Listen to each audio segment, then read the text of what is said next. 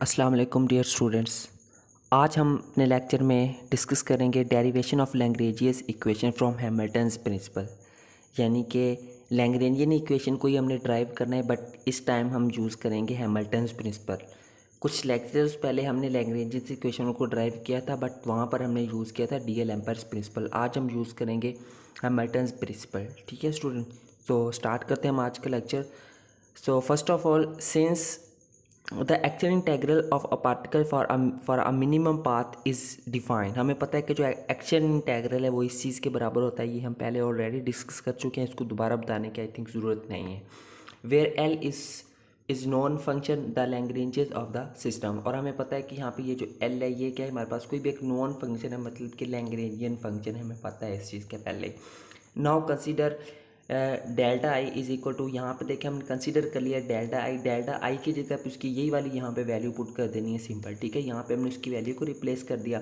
तो यहाँ पर देखिए हमने इसको ओपन करके लिख दिया, यानी कि इस चीज़ को हमने डेरिवेटिव को ओपन करके लिख दिया, तो हमारे पास ये चीज़ बन गई। इसको हमने इक्वेशन नंबर बेशक का 1 का नाम दे दें या फिर इक्वेशन का नाम ना भी दें तो फिर भी काम चल जाएगा। ठीक है, आगे कह रहा है since there is no variation in time long any path. हमें पता है कि जो भी पाथ है वहाँ पर कोई भी वेरिएशन नहीं है, तो वहाँ पे हमारे पास जो डेल्टा टी है ना, ये ज़ीरो के बराबर होगा। ठीक है, अगर ये ज़ीरो के बराबर होगा तो फिर हमारे पास इक्वेशन क्या बन जाएगी, ये चीज़ बन जाएगी। ठीक है, यानी कि ये जो फैक्टर है ना, इसका हम अलग-अलग से हम इसका जो है वो इंटेग्रल हमने ले लिया है। अब बात यहाँ पे ये है कि ये जो फंक्शन है ये कहाँ पे यूज़ हो रहा है। अब देखें यहाँ पे टोटल कितने फंक्शन आ रहे हैं, 3 है ना। जो थर्ड फंक्शन का जब हम इसके हिसाब से जब हम पार्शियल डेरिवेटिव लेंगे तो वहाँ पर तो डेल्टा टी भी तो आएगा ना, तो वो यानी कि ये जो थर्ड फंक्शन का जब हम लेंगे ना, तो इस वजह से, इस फैक्टर की वजह से वो जो थर्ड फंक्शन है ना वो हमारे पास ख़त्म हो जाएगा, स्किप हो जाएगा। ठीक है, इसलिए हमने यहाँ पर सिर्फ हमने ये दो फंक्शंस का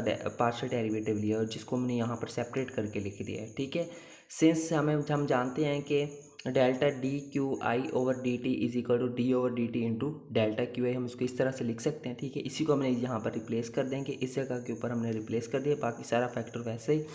by integrating the second integral on right hand side of the equation, यानी कि राइट हैंड साइड पर जो सेकंड इंटेग्रल है ना ये वाला है, इसको इंटीग्रेट करना है। जब हम इसको इंटीग्रेट करेंगे तो हमारे पास इंटीग्रेट किस तरह से करेंगे, by using parts of integration. ठीक है, वो वाला मेथड, यानी कि first function integral minus integral of integrand. ठीक है, ये वाला फार्मूला लगा के इंटीग्रेशन के हमने यहाँ पे इसकी इंटीग्रेशन की है। सो आगे कह रहा है since there is no variation in coordinates along any path at the end points, so hence the change in the coordinates at the end points is zero. यहाँ पर हमारे पास डेल क्यू आई की वैल्यू भी क्या है, zero है। क्यों है वो हमने यहाँ पर उसको चीज़ को एक्सप्लेन कर दिया कि इसकी वैल्यू ज़ीरो क्यों है। देयरफॉर इस वजह से अगर हमारे पास ये फैक्टर अगर हमारे पास ज़ीरो बन जाएगा तो पीछे हमारे पास इक्वेशन क्या रह जाएगी, ये वाली इक्वेशन हमारे पास रह जाएगी। ठीक है स्टूडेंट, तो यहाँ से मज़ीद हम इसको सिंपलीफाई करके लिखें, यानी कि कंबाइन लेता है ना, तो उसको अगर हम कंबाइन करके लिखेंगे तो कुछ इस फॉर्म में आ जाएगा हमारे पास। ठीक है, अब आगे क्या रहा है हमारे पास, if the system is holonomic then all the generalised coordinates are linearly independent and hence we have. हमें पता है कि अगर कोई भी सिस्टम अगर वो होलोनोमिक है then all the generalised coordinates are linearly independent. तो हमारे पास जो है वो हमें पता है कि जो होलोनोमिक सिस्टम में क्या होता है, जनरलाइज्ड कोऑर्डिनेट्स क्या होते हैं, इंडिपेंडेंट होते हैं। तो हमें पता है कि यहाँ पे तो हम लिख सकते हैं कि delta I is equal to zero, या फिर आई की जगह पर उसकी ये वैल्यू पुट कर दी हमने। ठीक है, एक्शन इंटेग्रल की। सो इस फैक्टर की हम ऑलरेडी यहाँ पर वैल्यू कैलकुलेट कर चुके हैं, उस वैल्यू को हमने यहाँ पे रिप्लेस कर देना है। ठीक है, ये ज़ीरो के बराबर आ गई।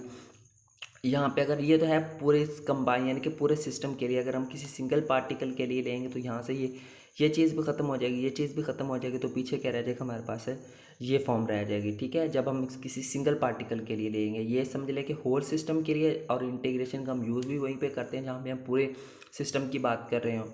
लेकिन अगर मैं कोई मखसूस पॉइंट की बात करें तो फिर हमने वहाँ से डेरिवेटिव का यूज़ करना, तो हमने सिर्फ ये वाला फैक्टर ले लिया है। ठीक है स्टूडेंट्स, तो ये देखा अगर इस पर गौर करें तो ये क्या है, यही तुम्हारे पास है लैग्रेंजियस इक्वेशन जिसको हमने ड्राइव कर लिया है। सो अब लिखेंगे which is the required Lagrange's equation of motion derived from the Hamilton's principle, यानी कि यही हमारे पास वो लैग्रेंजियन इक्वेशन है जो कि हमने हैमिल्टन्स प्रिंसिपल को हमने यूज़ करते हुए हमने ड्राइव की है। ठीक है स्टूडेंट, तो ये था आज का हमारा लेक्चर, एक इम्पॉर्टेंट लेक्चर है। तो एग्ज़ाम्स के पॉइंट ऑफ व्यू से इसके आप यहाँ पर स्क्रीनशॉट्स भी ले सकते हैं, और इसको बेहतर ये होगा कि आप इसको बाई हैंड नोट करिएगा ताकि आपको ये लेक्चर जो है वो अच्छे से प्रिपेयर हो जाए। तो बाय हैंड चीज़ें नोट करनी चाहिए, तभी इंसान को जो है वो अच्छे से चीज़ें तैयार होती हैं। ठीक है स्टूडेंट्स, तो मिलते हैं नेक्स्ट लेक्चर में, तब तक के लिए टेक केयर एंड अल्लाह हाफिज़।